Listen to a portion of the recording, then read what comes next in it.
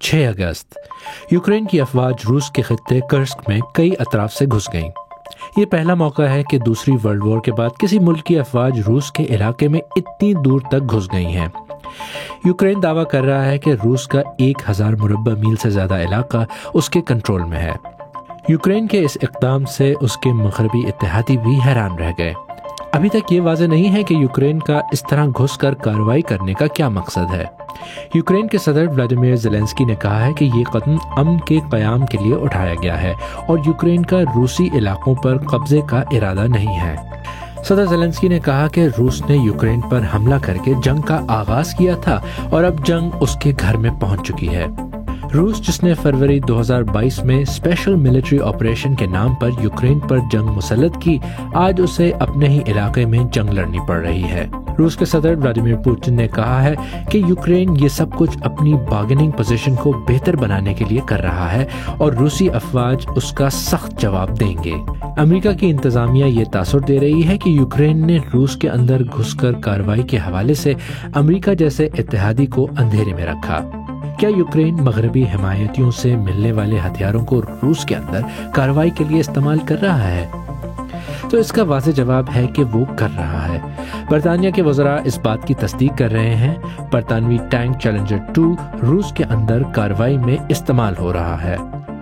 Ukraine की हुकूमत के एक साबिक तर्जुमान ने कहा है कि अमेरिका की तरफ से मुहैया किए गए हमर रॉकेट लॉन्चर्स रूस में कार्रवाई में अहम किरदार अदा कर रहे हैं। अमेरिका ने यूरोपीय इत्तेहादियों को यूक्रेन को F-16 तैयारे देने की भी इजाज़त दे दी है और यूक्रेन को F-16 तैयारों की पहली खेप मिल चुकी है।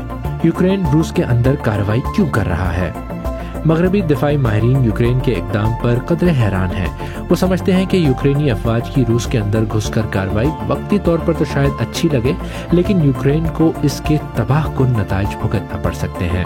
माहिरीन के ख्याल में यूक्रेन डॉनबास के खित्ते में रूसी अफवाज की मुसलसल पेशकदमी से सख्त दबाव में था और वो रूस की तवज्जो कहीं और मोड़ना चाहता है। यूक्रेन, जिसे पहले ही फौजियों की कमी का सामना है और वो जेलों में कैद अफराद को भी जंग में शिरकत के लिए रूल्स में तब्दीली कर रहा है, उसके 10,000 से ज़्यादा फौज रूस के अंदर कार्रवाइयों में मसरूफ़ हैं। क्या यूक्रेन उन इलाकों पर अपना कब्जा बरकरार रखेगा? सदर ज़ेलेंस्की कह चुके हैं कि यूक्रेन का रूसी इलाकों को हमेशा के लिए अपने पास रखने का कोई इरादा नहीं है, लेकिन अब वो कह रहे हैं कि वो रूस के अंदर बफर जोन बनाना चाहते हैं ताकि रूस के यूक्रेन पर हमलों को रोका जा सके। लेकिन सवाल ये पैदा होता है कि यूक्रेन कब तक रूस पर प्रेशर बढ़ाने के लिए इन इलाकों में रहता है। एक सूरत यह है कि अब जब यूक्रेन क्रेमलिन पर एक कारी ज़र्ब लगा चुका है, वो अपनी अफवाज को वापस बुला ले।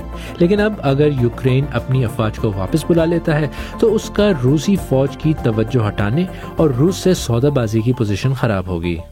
माहिरीन इस बात पर मुत्तफिक हैं कि यूक्रेन की रूस के अंदर कार्रवाई 2.5 बरसों से जारी इस जंग में यूक्रेन की सबसे दिलेराना मगर सबसे खतरनाक कार्रवाई है, जो यूक्रेन को बहुत महंगी पड़ सकती है।